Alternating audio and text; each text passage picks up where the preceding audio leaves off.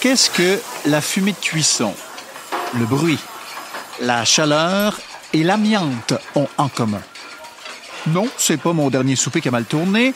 Quoique, un ragoût à l'amiante fumé, là, quand c'est bien fait, non. Non, en fait, ce sont tous des contaminants.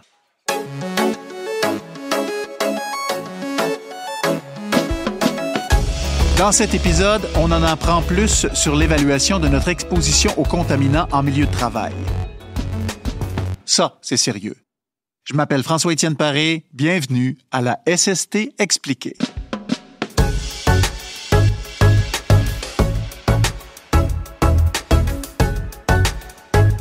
Mon invitée, Capucine Ouellette, est hygiéniste du travail certifiée à l'IRSST.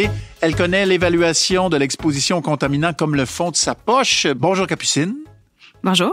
D'ailleurs, qu'est-ce que tu as dans le fond de ta poche? Tes outils de travail? Oui, j'ai beaucoup de choses, en fait, parce que en tant qu'hygiéniste du travail, moi, je considère que je suis une généraliste parce que j'évalue les risques chimiques, physiques, biologiques.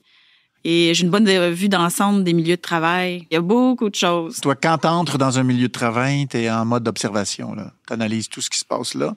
Oui, c'est ça. L'hygiène du travail, en fait, c'est l'anticipation, l'évaluation et la maîtrise des risques. L'anticipation, c'est ça, justement. C'est d'entrer dans un milieu de travail, d'être en mesure d'évaluer c'est quoi qu'il y a comme contaminant, chimique, physique, biologique et plus. Et d'avoir une idée de ce qu'il peut y avoir en fonction des procédés, des tâches. L'évaluation des risques, ça, c'est de déterminer les concentrations d'exposition auxquelles les travailleurs sont exposés et d'évaluer s'il peut y avoir un risque de maladie professionnelle, par exemple. Et la maîtrise des risques, ben là, à ce moment-là, ça va être de réduire l'exposition par la ventilation, par exemple, les modifications des méthodes de travail, substitution de produits, etc.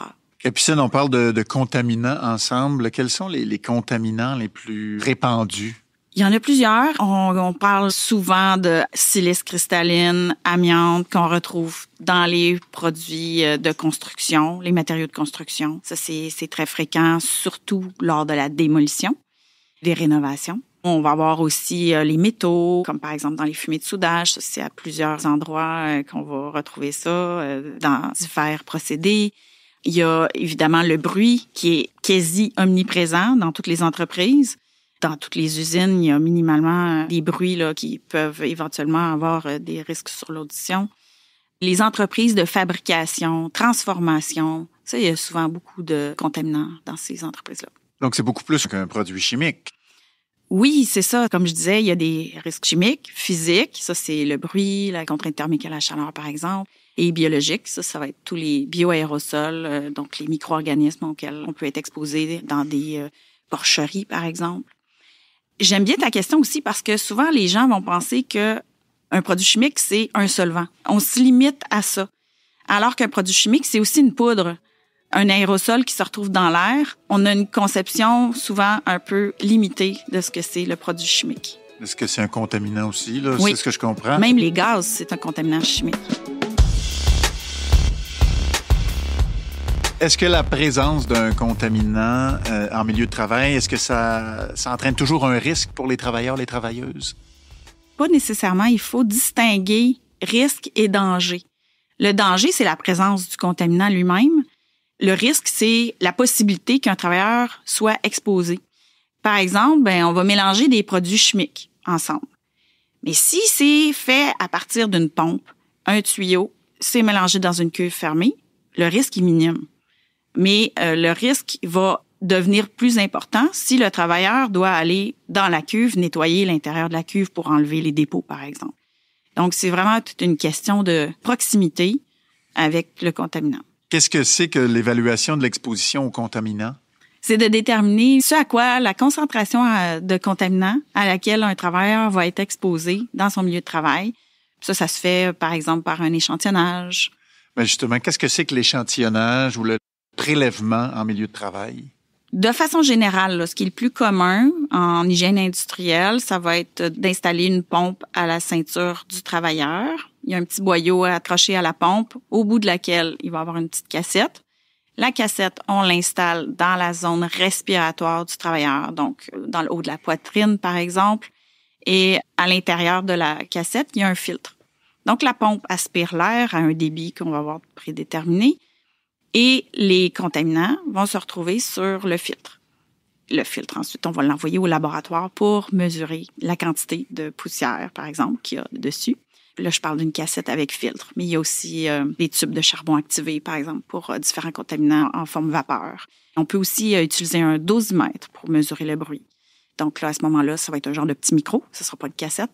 Là, il va être placé dans la zone auditive du travailleur, donc proche de l'oreille. On n'enregistre pas ce qu'il dit, on mesure son niveau de bruit. C'est pas pour le surveiller. Non, c'est ça. Qu'est-ce que vous faites avec les échantillons, ce que vous prélevez en milieu de travail? Si on prend l'exemple des filtres, la cassette avec filtre, on va l'envoyer au laboratoire. On va faire analyser. Ils vont nous donner une quantité de poussière qu'il y a sur le filtre. C'est des très petites quantités, là. On parle de microgrammes. Et ensuite, nous, on va pouvoir calculer avec le volume d'air prélevé, on va pouvoir calculer la concentration d'exposition qu'on va pouvoir comparer à une norme d'exposition aussi. Donc, au Québec, on a des normes d'exposition au milieu de travail, mais il en existe aussi ailleurs. On prend ce qui est pertinent pour nous. Si éventuellement, on peut faire des statistiques avec ces résultats-là, si on en a beaucoup, évidemment. On peut aussi donner des recommandations aux entreprises. Si les concentrations sont élevées, à ce moment-là, on va leur dire, là, il faudrait peut-être penser à ajouter une ventilation, par exemple, changer les méthodes de travail, diminuer le temps d'exposition. Et tout ça, évidemment, pour protéger les travailleuses, les travailleurs. Oui, c'est ça. Tu sais, dans un continuum, on détermine c'est quoi les concentrations d'exposition une fois qu'on a reconnu là, qu'il y avait un contaminant dans le milieu de travail. On va déterminer les concentrations d'exposition pour éventuellement amener une idée de ce qu'il faut faire pour éviter les maladies professionnelles. Donc des solutions. Des solutions. Alors merci Capucine. Mon invité Capucine Ouellette est hygiéniste du travail certifiée à l'IRSST. Merci beaucoup. Merci. Merci à vous d'avoir été à l'écoute. Je vous invite à écouter les autres épisodes de la SST Expliqué, le balado de l'IRSST sur votre plateforme d'écoute préférée.